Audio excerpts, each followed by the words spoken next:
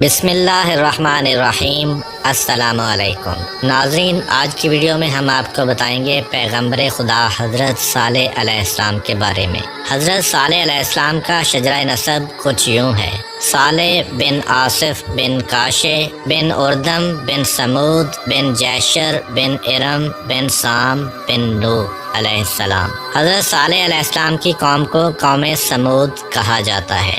قوم سمود کا نام ان کے بزرگ سمود بن جیشر کی طرف منسوب ہے۔ قوم سمود عرب کے مغربی و شمالی علاقوں میں آباد تھی۔ ان کے دارالحکومت کا نام الحجر تھا، جس کا موجودہ نام مدائن صالح ہے، جو حجاز سے شام کو جانے والے قدیم راستے پر واقع ہے۔ قوم سمود اپنے زمانے کی تہذیب یافتہ قوم تھی۔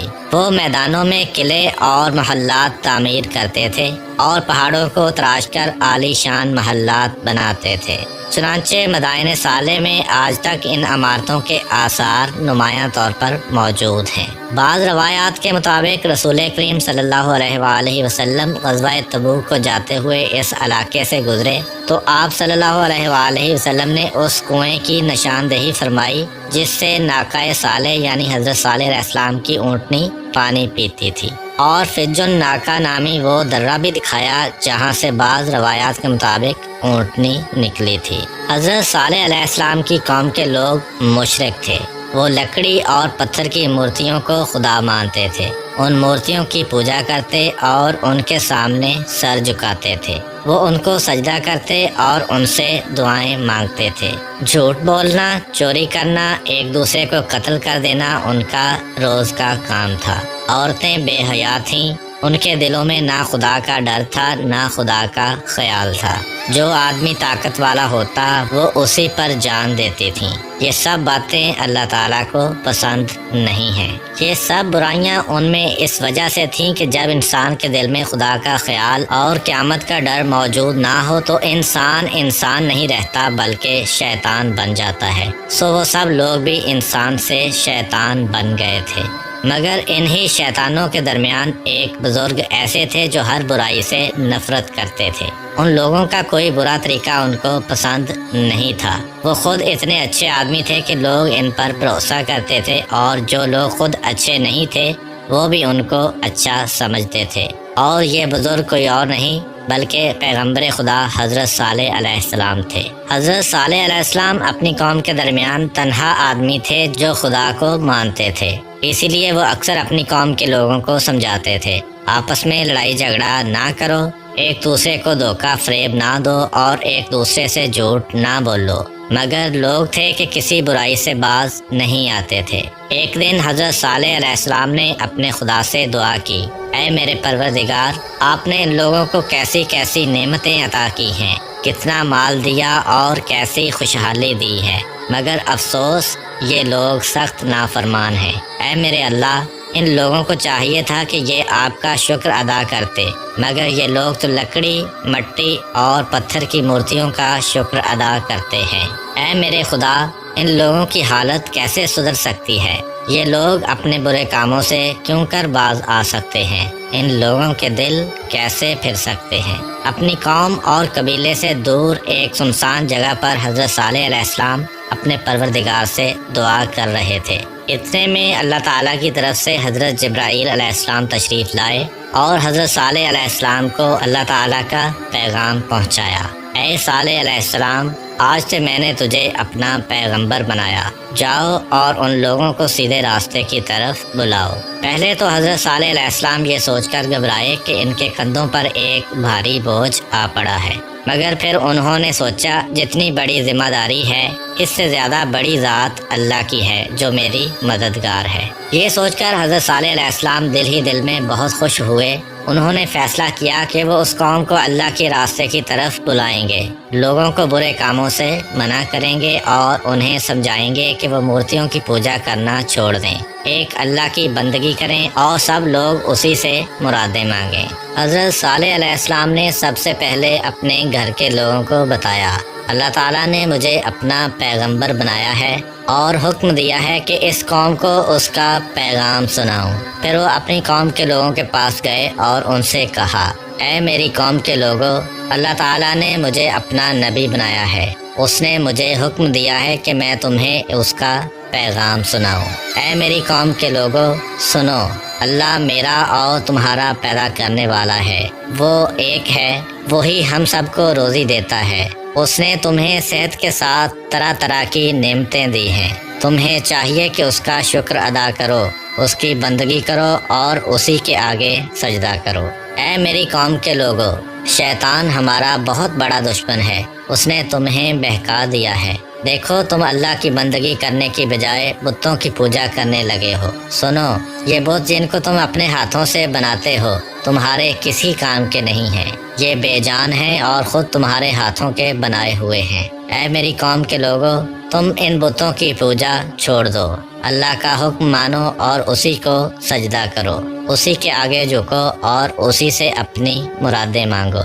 اے میری قوم کے لوگوں، اگر تم نے اللہ کا حکم نہیں مانا اور بتوں کی پوجا کرتے رہے تو پھر وہ برائیاں بھی تم سے نہیں چھوٹ سکتی جن میں تم مبتلا ہو۔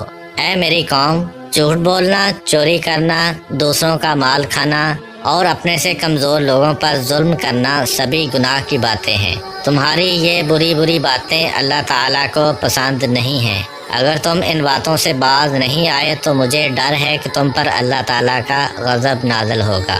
اگر اللہ تعالیٰ کا غضب نازل ہوا تو کوئی تم کو اس سے بچانے والا نہیں ہوگا۔ ان لوگوں میں سے ایک نے پوچھا، اللہ تعالیٰ کا غضب کیا ہے؟ حضرت صالح علیہ السلام نے جواب دیا، یہ جو تم کو طرح طرح کی نعمتیں حاصل ہیں تم سے چھن جائیں گی، جو تم خوشحالی کی زندگی گزارتے ہو تم سے رخصت ہو جائے گی، نہیں معلوم کہ ایسے وقت میں تمہارا کیا حال ہوگا۔ حضرت صالح علیہ السلام کی باتوں کو لوگوں نے غور سے سنا، مگر انہوں نے ان کی باتوں پر کوئی دھیان نہیں دیا۔ انہوں نے ان باتوں کو ایک کان سے سنا، دوسرے سے اڑا دیا۔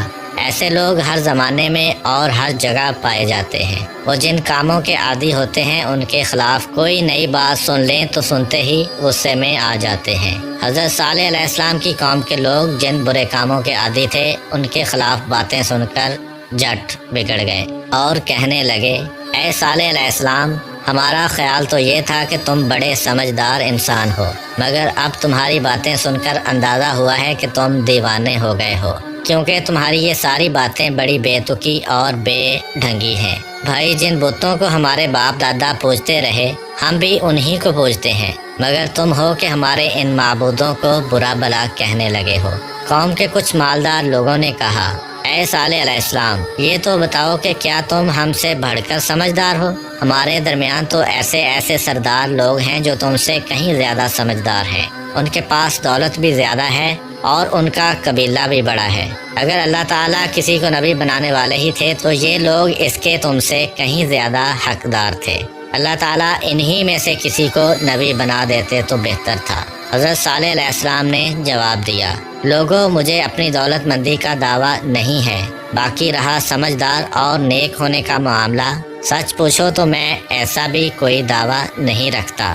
البتہ یہ بات بھی اللہ ہی کو معلوم ہے کہ کون زیادہ سمجھدار ہے اور کون ناسمجھ ہے، کون زیادہ نیک ہے اور کون برا ہے۔ لوگوں، میں تو کوئی دعویٰ اپنی طرف سے نہیں کرتا، اللہ تعالیٰ نے مجھے نبی بنایا ہے اور اسی نے حکم دیا ہے کہ میں تمہیں اس کا پیغام سناؤں۔ سچ تو یہ ہے کہ اللہ ہی کو اس بات کا بھی اختیار ہے کہ وہ جس کو چاہے نبی بنائے۔ اس نے مجھے جو حکم دیا ہے میں اس پر عمل کر رہا ہوں۔ اب یہ تمہارا کام ہے کہ تم میری بات مان لو کہ جس میں تمہاری ہی بھلائی ہے، اگر نہ چاہو تو نہ مانو، مگر اس میں تمہاری کوئی بھلائی نہیں۔ قوم کے لوگوں نے کہا، اے صالح علیہ السلام، ہم تمہاری بات ماننے کو تیار نہیں ہیں، تم اصل میں ہم پر سرداری کرنا چاہتے ہو اور ہمیں دھوکہ دینے کے لیے یہ دعویٰ لے کر آئے ہو کہ اللہ تعالیٰ نے تمہیں اپنا نبی بنایا ہے۔ نہ ہم تم کو اپنا سردار بنانے کو تیار ہیں اور نہ تمہیں اپنا نبی ماننے کو تیار ہیں۔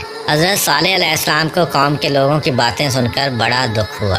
انہوں نے پھر بھی ہمت نہ ہاری اور ان کے جواب میں کہا، اے میری قوم کے لوگوں، تم بڑے ناسمجھ ہو، بھلا میں تم سے کب کچھ مانگتا ہوں؟ نہ مجھے مال و خزانہ چاہیے، نہ مجھے سرداری چاہیے، مجھے اس بات کی بھی خواہش نہیں کہ میں تم پر اپنا حکم چلاؤں۔ میں تو اپنے آپ کو تمہارا خدمت گزار جانتا ہوں اور تمہاری وہ خدمت بجا لانا چاہتا ہوں جس کا حکم مجھے اللہ تعالیٰ نے دیا ہے۔ سنو، مجھے ٹھیک ٹھیک پہچاننے کی کوشش کرو۔ میں تم سے کوئی لالچ نہیں رکھتا، میں تمہاری بھلائی چاہتا ہوں اور اپنے رب سے دعا کرتا ہوں کہ وہ تمہیں صحیح راستے پر چلنے کی توفیق دے تاکہ تم دنیا اور آخرت میں سرخرو ہو جاؤ۔ حضرت صالح علیہ السلام کی باتیں سن کر تھوڑے سے لوگ ان پر ایمان لے آئے، مگر بڑے بڑے سردار ان کے بالکل خلاف ہو گئے۔ پھر بھی حضرت صالح علیہ السلام نا امید نہ ہوئے اور انہوں نے اپنا کام جاری رکھا۔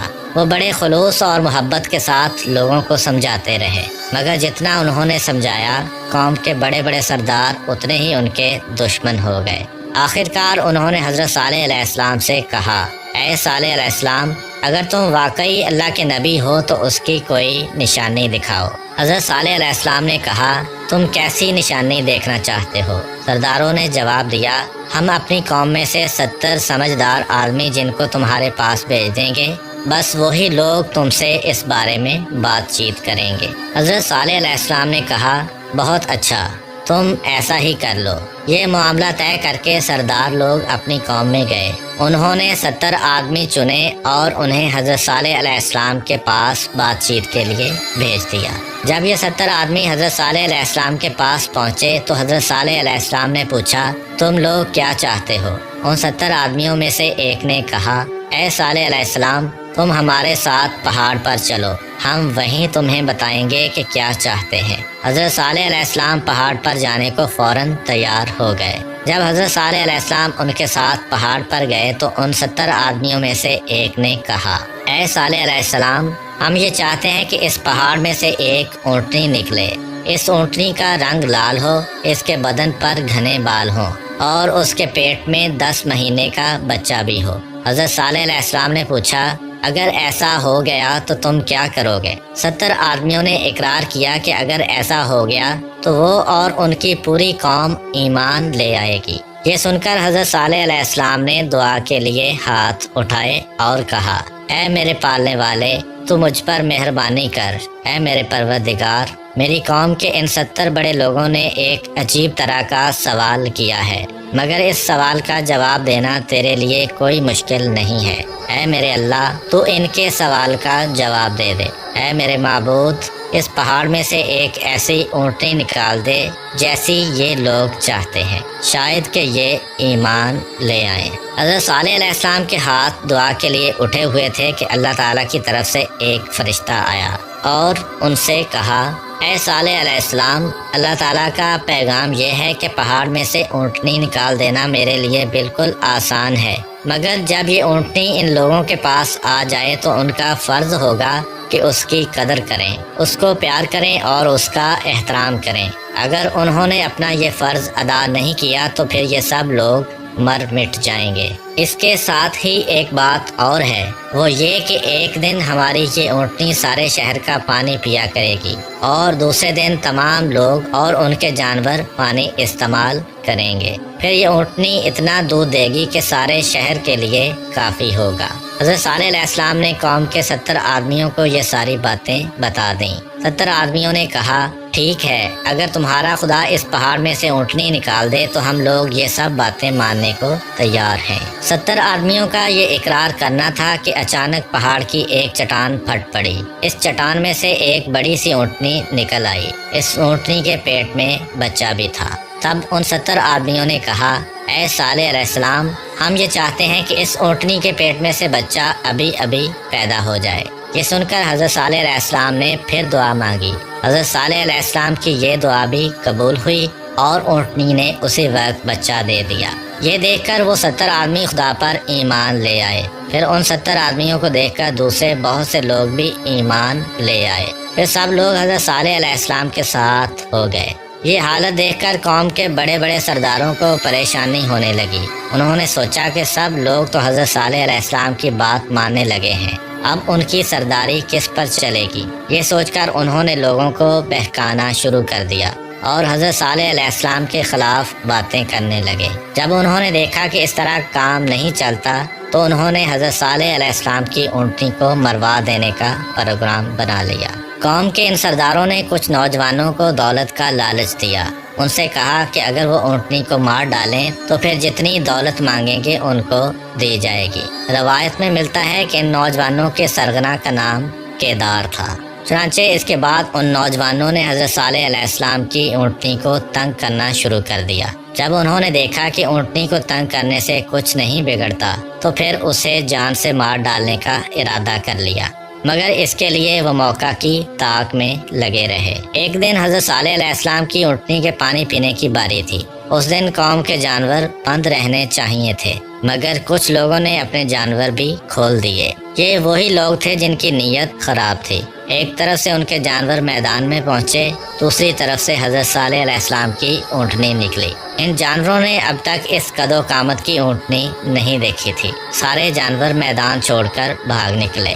اب دشمنوں کو بڑا طیش آیا اور اونٹنی کو مار ڈالنے کا ایک بہانہ بھی مل گیا۔ پھر بھی اس دن کوئی واقعہ نہیں ہوا۔ قوم کے سرداروں نے لالچی جوانوں کو پھر بہکایا اور انہیں غیرت دلائی۔ اس کے ساتھ ہی لالچ بھی دیا تاکہ وہ کسی نہ کسی طرح اونٹنی کو مار ڈالیں۔ ایک دن حضرت صالح علیہ السلام کی اونٹنی گھاس چر رہی تھی۔ اس وقت وہ نوجوان وہاں پہنچے اور ایک درخت کی آڑ میں چھپ کر بیٹھ گئے۔ ان نوجوانوں میں سے ایک کے ہاتھ میں نیزہ، دوسرے کے ہاتھ میں تیر کمان اور تیسرے کے ہاتھ میں تلوار تھی۔ تیر کمان والے نوجوان نے ایک تیر پھینک دیا۔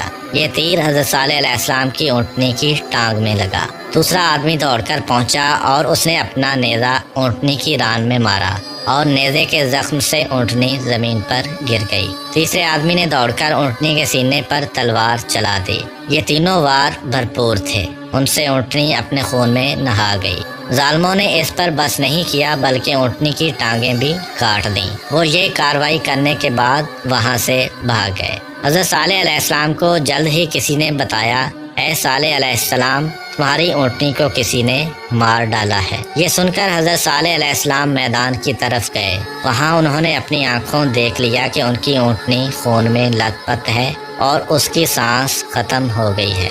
اس کی ٹانگیں کٹی ہوئی ہیں اور اس کی ران اور سینہ چھدا ہوا ہے۔ حضرت صالح علیہ السلام کافی دیر تک کھڑے اپنی اونٹنی کو دیکھتے رہے، پھر بڑے دکھی دل کے ساتھ آہستہ آہستہ اپنے گھر کی طرف روانہ ہوئے۔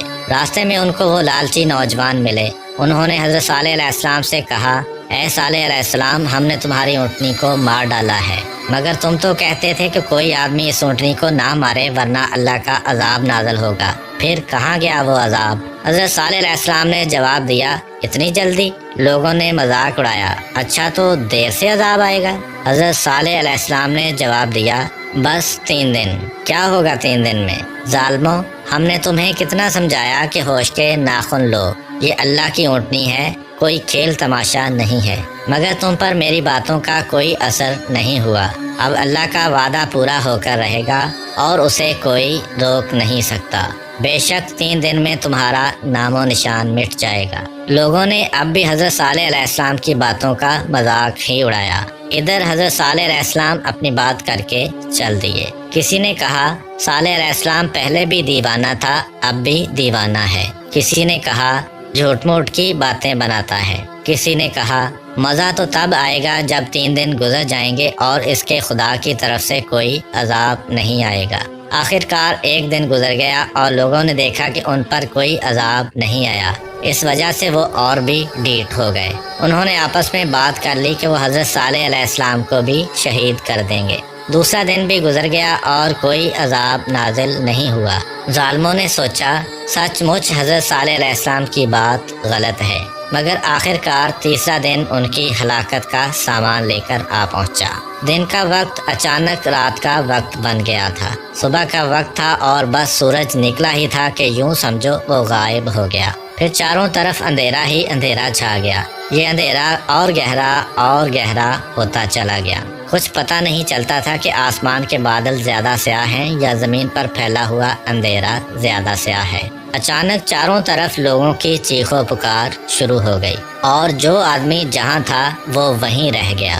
پھر اس زور سے بادل گرجنے لگے کہ کانوں کے پردے پھٹ گئے۔ بجلی کی کڑک چمک اور طوفان کا زور ایسا تھا کہ اندھیرے میں بھاگتے ہوئے آدمی اور جانور ایک دوسرے سے ٹکرا کر مرنے لگے۔ اس طوفان سے کوئی آدمی، کوئی جانور، کوئی مکان اور کوئی درخت سلامت نہیں رہا، اور جو کچھ بھی تھا وہ تباہ ہو کر رہ گیا، جبکہ اللہ تعالیٰ نے حضرت صالح علیہ السلام اور ان کے ماننے والوں کو محفوظ رکھا۔ شاید اللہ تعالیٰ نے حضرت صالح علیہ السلام کے ذہن میں یہ بات ڈال دی تھی، اور حضرت صالح علیہ السلام اپنے چند ساتھیوں سمیت عذاب آنے سے پہلے ہی کہیں چلے گئے تھے۔ پھر جب عذاب آ چکا اور طوفان تھم گیا تو وہ واپس لوٹے۔ انہوں نے اس پوری بستی پر حسرت بھری نگاہ ڈالی جو ان کی آنکھوں کے سامنے تباہ ہوئی پڑی تھی۔ تب انہوں نے کہا، اے لوگو، میں نے تمہیں بار بار سمجھایا اور بار بار خدا کے غضب سے ڈرایا، مگر تم نے کوئی خیال نہ کیا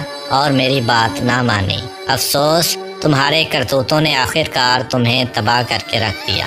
اے کاش تم میری بات مانتے، اے کاش تم بتوں کی پوجا سے باز آتے، اور اے کاش تم ایک خدا کی بندگی اختیار کر لیتے۔ یہ کہہ کر حضرت صالح علیہ السلام اپنے ساتھیوں کو لے کر وہاں سے کسی دوسری جگہ